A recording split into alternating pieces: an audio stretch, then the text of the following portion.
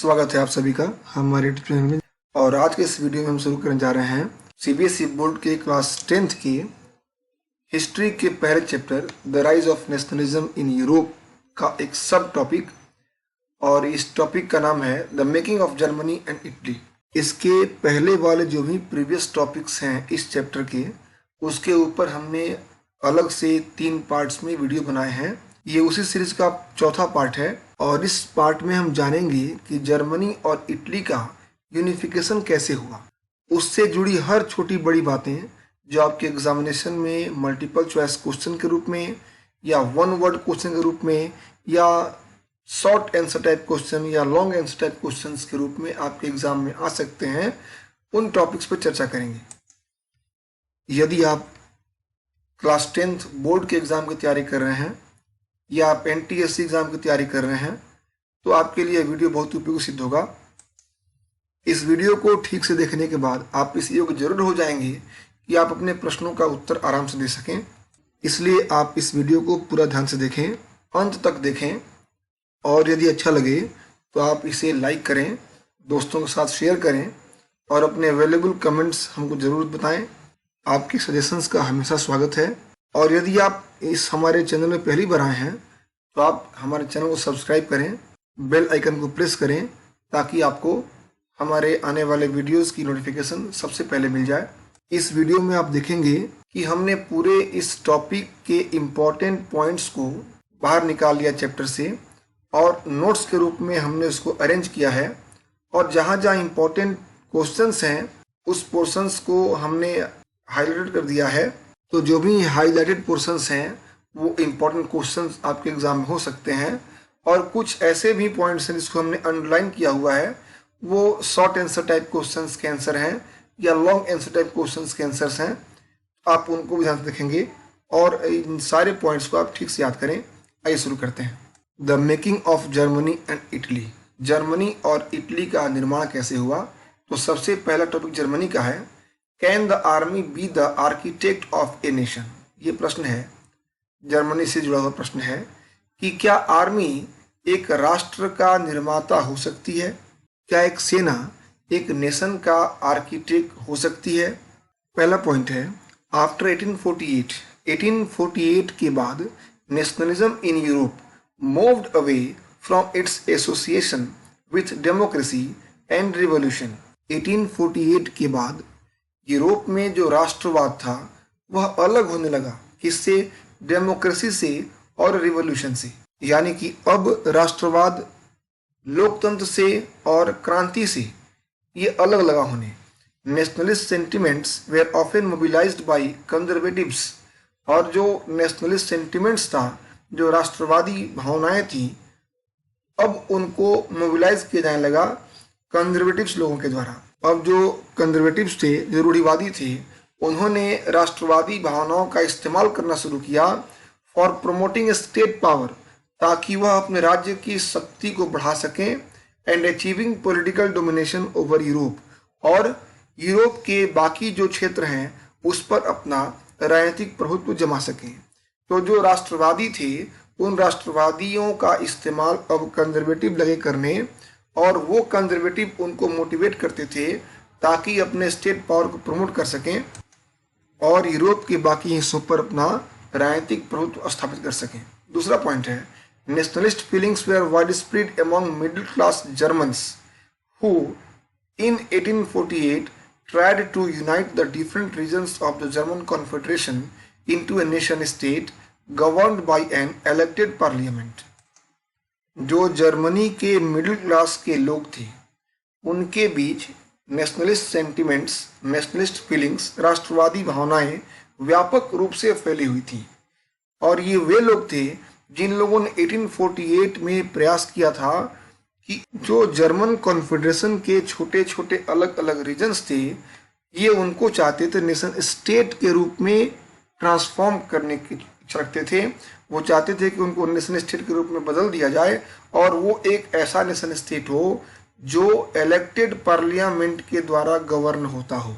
एक ऐसे nation state का निर्माण करना चाहते थे जो कि इलेक्टेड पार्लियामेंट के द्वारा गवर्न होती हो। नंबर 3 पॉइंट है, Prussian chief minister Otto von Bismarck was the architect of the process carried out with the help of the Prussian army and bureaucracy.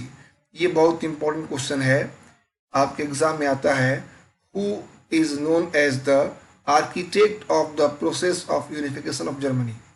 तो जर्मनी के यूनिफिकेशन के प्रोसेस का जो मुख्य आर्किटेक्ट था वो कौन था? प्रसिया का chief minister auto von Bismarck. इस ऑटो वन बिस्मार्क ने क्या किया कि जर्मनी के यूनिफिकेशन के प्रोसेस को इसने आगे बढ़ाया प्रसिया की आर्मी की मदद से और प्रसिया के ब्यूरोक्रेसी की मदद से. प्रसियन आर्मी और प्रसियन ब्यूरोक्रेसी का इसने सहयोग लिया. प्रसिया के जो नौकरशाह थे, अधिकारी तंत्र थे, उसका इसने इस्तेमाल किया और प्रसियन सेना का इस्तेमाल किया ताकि जर्मनी का यूनिफिकेशन हो सके. 3 wars over 7 years, करीब करीब 7 वर्षों तक 3 युद्ध चले with Austria, Denmark and France. और ये जो युद्ध हुए थे ऑस्ट्रिया के साथ, डेनमार्क के साथ और फ्रांस के साथ. इंडेड इन प्रसियन विक्ट्री, और अंत में विजय हुई प्रसिया की सेना की. And completed the process of unification, और जर्मनी के यूनिफिकेशन का जो प्रोसेस था, जो प्रक्रिया थी वो पूरी हो गई.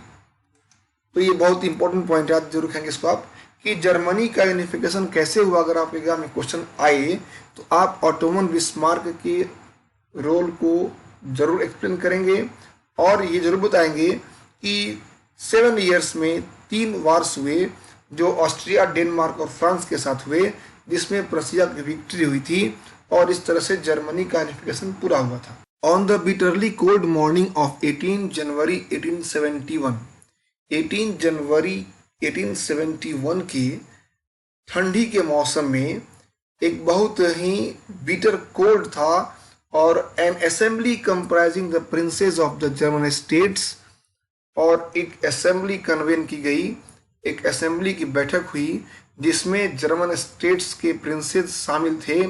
और कौन कौन थे उसमें? रिप्रेजेंटेटिव्स ऑफ द आर्मी, जो आर्मी के रिप्रेजेंटेटिव्स थे, जो सेना के प्रतिनिधि थे वो शामिल थे. इम्पोर्टेंट प्रसियन मिनिस्टर्स, और प्रसिया के जो महत्वपूर्ण मिनिस्टर्स थे, मंत्री थे, वो भी शामिल हुए इस असेंबली में, including the chief minister auto von Bismarck, जिसमें ऑटो वन बिस्मार्क भी था जो कि चीफ मिनिस्टर था. gathered in the unheated hall of mirrors in the palace of Versailles to proclaim the new German empire headed by Kaiser William I of Prussia. और ये सभी इकट्ठे हुए वर्सेली के पैलेस में और यहाँ पे उन्होंने एक नए जर्मन एम्पायर की घोषणा की और इस नए जर्मन एम्पायर का शासक बनाया कैसर विलियम फर्स्ट को, जो कि प्रसिया का शासक था. याद रखेंगे, आपके एग्जाम में ये क्वेश्चन आता है कि जर्मन एम्पायर का हेड किसको अपॉइंट किया गया, तो ये नाम होगा कैसर विलियम फर्स्ट का, जो कि प्रसिया के शासक थे. The process of nation building का जो प्रोसेस था demonstrated the dominance of Prussian state power. इसने प्रसिया के स्टेट पावर के डोमिनेंस को, उसके प्रभाव को स्पष्ट कर दिया, उजागर कर दिया, दिखा दिया.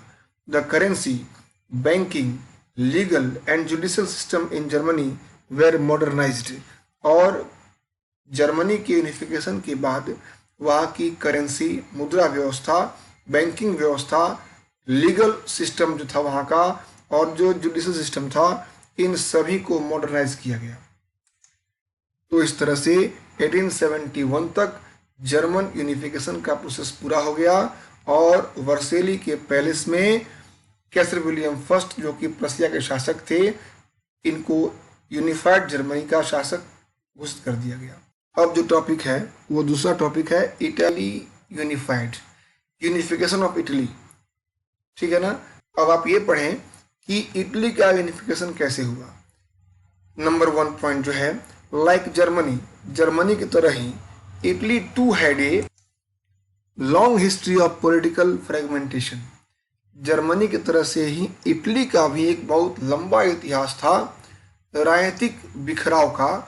Italians were scattered over several dynastic states. जो इटालियंस थे वो बिखरे पड़े थे कई छोटे छोटे डायनेस्टिक स्टेट्स में as well as the multinational Habsburg empire, और साथ ही साथ जो मल्टीनेशनल हैब्सबर्ग एम्पायर था उसमें ये अलग अलग भाग में बटे हुए थे पूरे इटली के लोग। Number 2, during the middle of the 19th century का मध्य आते ही Italy was divided into 7 states. Italy जो था वह 7 राज्यों में विभक्त हो गया, बांट दिया गया। ऑफ विच ओनली वन, और ये जो 7 स्टेट थे, इन 7 स्टेट्स में केवल एकमात्र सर्डिनिया पीडमोंट ही ऐसा था was ruled by an Italian princely house, जिस पर इटालियन प्रिंसली हाउस का शासन था। तो इटली के जो 7 टुकड़े किए गए थे, 7 स्टेट्स में बांटे गए थे, उन सभी स्टेट्स में एकमात्र स्टेट ऐसा था सर्डिनिया पीडमोंट, जिसके ऊपर इटालियन प्रिंसली हाउस का शासन था। नंबर 3, ड्यूरिंग द 1830 के डिकेड में gossip मेज़िनी had sought to put together a coherent program for a unitary Italian republic। 1830 के डिकेड में गॉसिप मेज़िनी ने प्रयास किया, एक बहुत विस्तृत इसने योजना बनाई ताकि जो इटालियन रिपब्लिक है उसको यूनाइट किया जा सके, एक यूनिटरी इटालियन रिपब्लिक का निर्माण हो सके। He had also formed 2 secret societies called Young Italy in Marseilles and then Young Europe in Bern। और उसने 2 संस्थाएं बनाई जो सेक्रेट सोसाइटीज थी। आपको मालूम होगा कि पहले वो एक कार्बोनरी नामक सेक्रेट सोसाइटी का मेंबर था और बाद में जब उसको एग्जाइल कर दिया गया, देश से निकाल दिया गया लिगोरिया में विद्रोह का प्रयास करने के आरोप में, तब उसने मर्सेलिस में एक बनाई गुप्त संस्था सेक्रेट सोसाइटी जिसका नाम था यंग इटली, और दूसरी संस्था बनाई यंग यूरोप के नाम से बर्न में, for the dissemination of his goals, ताकि वो अपने लक्ष्य की प्राप्ति कर सके। जो उसका लक्ष्य था इटली को यूनिफाई करने का, एक यूनिटरी इटालियन रिपब्लिक बनाने का, इस लक्ष्य को पूरा कर सके, इसके लिए उसने 2 गुप्त संस्थाएं बनाई थी। In the eyes of the ruling elites of this region, इस क्षेत्र के जो शासक वर्ग के लोग थे उनके दृष्टिकोण में ए unified Italy offered them the possibility of economic development and political dominance. उनको ये उम्मीद थी कि अगर इटली का यूनिफिकेशन होगा तो उनको आर्थिक विकास और राजनीतिक प्रभाव को बढ़ाने का अवसर मिलेगा। उनके लिए ये पॉसिबल हो जाएगा कि वो अपना इकोनॉमिकल डेवलपमेंट कर सकें और पॉलिटिकल डोमिनेंस को बढ़ा सकें। नेक्स्ट पॉइंट है chief minister Cavour, count Camillo Cavour, who led the movement to unify the regions of Italy, was neither a revolutionary nor a democrat। जो चीफ मिनिस्टर थे count Camillo कैवियोर, जिन्होंने इस movement को lead किया ताकि इन regions को unify किया जा सके, जो इटली के क्षेत्रों को यूनाइट करने के पक्षधर थे, जिसके लिए उन्होंने मूवमेंट को लीड किया, वॉज नाइदर ए रेवोल्यूशनरी, वो न तो एक क्रांतिकारी थे नॉर ए डेमोक्रेट, और ना ही एक लोकतांत्रिक व्यवस्था के समर्थक थे। लेकिन कैवियोर का बहुत महत्वपूर्ण योगदान रहा इटली के यूनिफिकेशन में। तो पहला नाम मिला आपको गॉसिप मेज़िनी का और दूसरा नाम मिला है इस कैवियोर का। नंबर 6 पॉइंट है through a tactful diplomatic alliance with France, एक बहुत ही कूटनीतिक गठबंधन फ्रांस के साथ करके इंजीनियर्ड बाई कैवियोर, कैवियोर के द्वारा ये बनाया गया था एक टैक्टफुल अलायंस फ्रांस के साथ। Sardinia piedmont succeeded in defeating the Austrian forces in 1859। Sardinia piedmont सफल हुआ ऑस्ट्रिया की सेना को हराने में 1859 में। इसको आप शॉर्ट में समझ सकते हैं कि कैवियोर ने एक टैक्टफुल डिप्लोमेटिक अलायंस किया फ्रांस के साथ और इसकी वजह से सर्डिनिया पीडमोंट ने 1859 में ऑस्ट्रियन फोर्सेस को हरा दिया। नेक्स्ट पॉइंट है अपार्ट फ्रॉम रेगुलर ट्रूप्स, इन रेगुलर ट्रूप्स के अलावे, इन नियमित सेनाओं के अलावे, a large number of armed volunteers, बहुत अधिक संख्या में हथियारों से लैस स्वयंसेवक under the leadership of Giuseppe Garibaldi joined the fray. Joseph Garibaldi के नेतृत्व में उन लोगों ने भी इस आक्रमण में, इस संघर्ष में हिस्सा लिया। इन 1861 और 1861 में विक्टर इमानुएल सेकेंड, बहुत ही इंपॉर्टेंट पॉइंट है, इसको हम हाईलाइट करना भूल गए हैं, लेकिन आप याद रखेंगे कि विक्टर इमानुएल सेकेंड को 1861 में was proclaimed king of United Italy, और विक्टर इमानुएल सेकेंड को यूनाइटेड इटली का शासक घोषित किया गया। तो दो नाम मिले आपको, एक जर्मनी में कैसर विलियम फर्स्ट और इटली में विक्टर इमानुएल सेकेंड। ये दोनों नाम इंपॉर्टेंट हैं। एग्जामिनेशन के दौरान कभी कभी विद्यार्थी क्या करते हैं कि इटली में लिख देते हैं कैसर विलियम फर्स्ट का नाम, और जर्मनी के यूनिफिकेशन के बाद अगर पूछा जाता है किसको बनाया गया किंग, तो वहाँ लिख देते हैं विक्टर इमानुएल सेकेंड, जो कि गलत है। नेक्स्ट टॉपिक है the strange case of Britain. Britain का एक अलग जो एक इतिहास रहा है, जो बिल्कुल अलग ढंग का प्रोसेस रहा ब्रिटेन के यूनिफिकेशन का, वो पढ़ना है आपको। Point number 1, Great Britain was the model of the nation.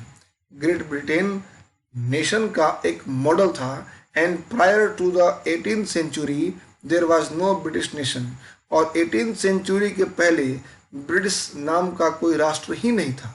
The nation became powerful as it steadily grew in wealth, importance and power.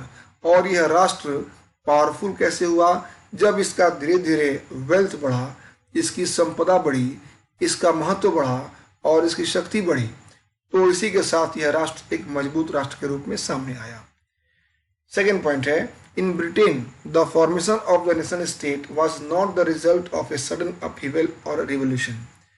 Britain में नेशन स्टेट का निर्माण यूरोप के बाकी देशों की तरह किसी अचानक होने वाले विद्रोह का परिणाम नहीं था, बल्कि it was the result of a long drawn out process. बल्कि यह एक लंबी प्रक्रिया का परिणाम था, जिसके परिणाम स्वरूप ब्रिटेन का यूनिफिकेशन हुआ। नंबर थर्ड पॉइंट है, the primary identities of the people who inhabited the British isles were ethnic once.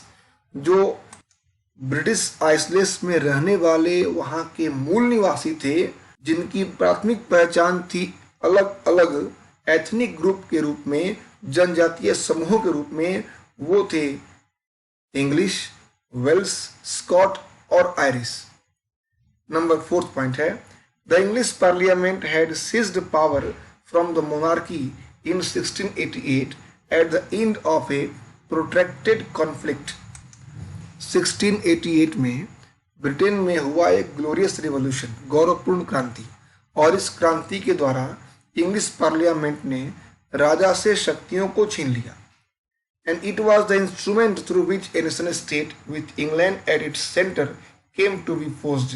और यही वह इंस्ट्रूमेंट था, यही वह साधन था जिसके द्वारा एक नेशन स्टेट का निर्माण किया गया, जिसके मध्य में इंग्लैंड था, और इंग्लैंड को मध्य में रख करके एक बनाया गया नेशन स्टेट, जिसको आज हम जानते हैं ब्रिटेन के नाम से।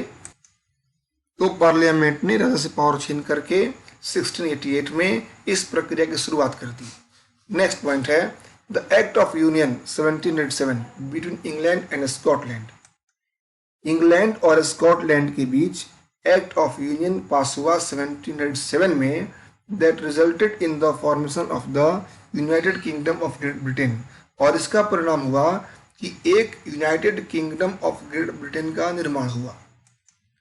Means in effect that England was able to impose its influence on Scotland। इसका मतलब ये हुआ कि इंग्लैंड इस बात में एबल हो गया, सक्षम हो गया कि वह अपना प्रभाव स्कॉटलैंड पर जमा सके, और स्कॉटलैंड को इंग्लैंड में मिला लिया गया एक्ट ऑफ यूनियन के द्वारा 1707 में, और United kingdom of great Britain का निर्माण हुआ।